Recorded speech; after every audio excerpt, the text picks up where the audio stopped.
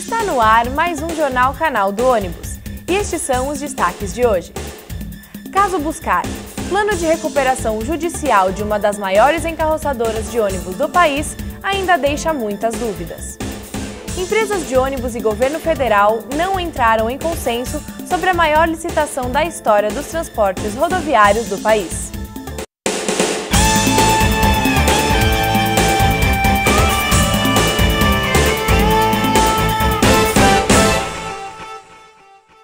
Plano de recuperação judicial de uma das maiores encarroçadoras de ônibus do país desperta polêmica e deixa mercado atento em relação ao futuro do setor. A Buscar, encarroçadora de ônibus com sede em Joinville, Santa Catarina, vai ter seu futuro decidido ainda neste ano. Do futuro dela dependem cerca de 5.000 trabalhadores diretos, diversos fornecedores, bancos e até mesmo os rumos do mercado de ônibus no Brasil. O plano de recuperação da empresa deve ser votado agora no mês de março pela Assembleia de Credores. Se for reprovado, a Justiça pode decretar a falência da companhia, que chegou a disputar a liderança do mercado, tanto de ônibus rodoviários como de urbanos, e foi responsável por lançar modelos inovadores desde 1949. As dívidas diretas da Buscar se aproximam de 700 milhões de reais e, contando com os impostos, chega a 1 bilhão e 300 milhões de reais. No plano de recuperação, a Buscar prevê para este ano a produção de quase 2.000 ônibus e faturamento de mais de 300 milhões de reais. O Sindicato dos Mecânicos de Joinville acredita que as projeções da Buscar estão fora da realidade do mercado e pede na Justiça a impugnação deste plano. A empresa divulgou que desde o início da recuperação produziu 52 carrocerias, o que representou 25 milhões de reais. Os trabalhadores não recebem salários há quase 2 anos. E a Buscar propõe desconto no valor das dívidas, o que também causa polêmica. A Caio chegou a oferecer uma proposta de compra pela Buscar e outras encarroçadoras estão atentas ao que deve ocorrer com a empresa.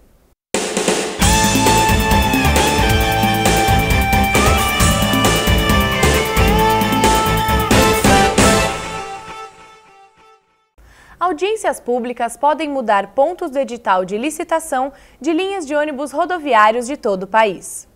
É a maior licitação de toda a história do setor de transportes por ônibus no país. O Propaz Brasil, projeto da Rede Nacional de Transporte Rodoviário Interestadual de Passageiros, contempla 1.967 linhas de ônibus.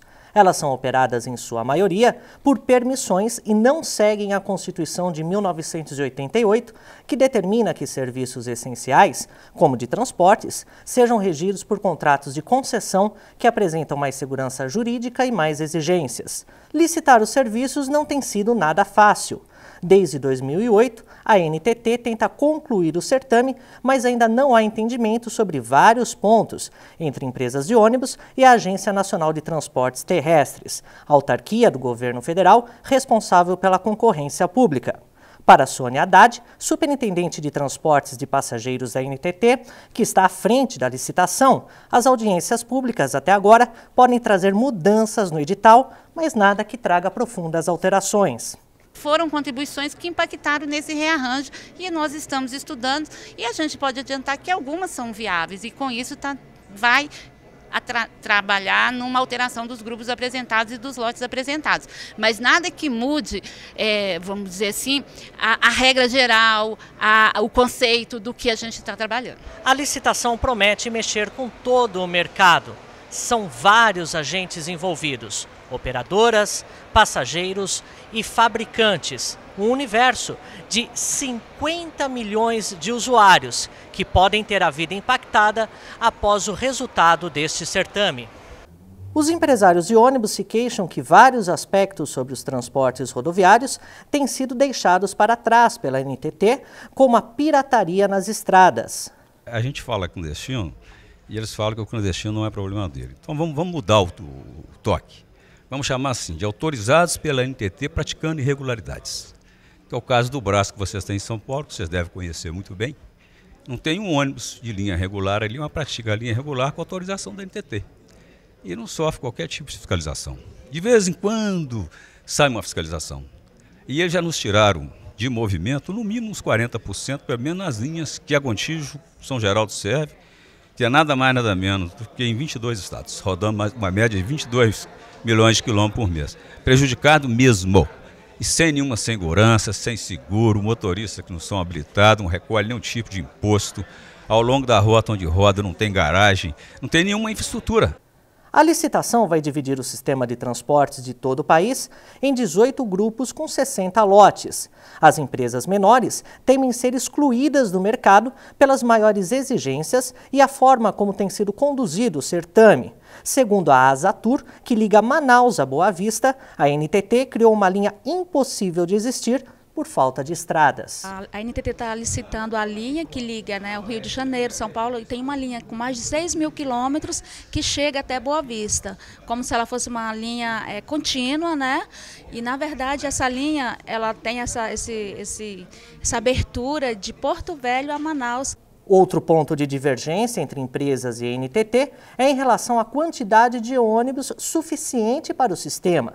A NTT diz que são necessários 6.152 ônibus em operação. As empresas de ônibus dizem que, no mínimo, são necessários 10.000 veículos. A superintendente da NTT afirma que a quantidade de frota estipulada pela agência não deve ter alterações significativas do que o previsto nas minutas do edital.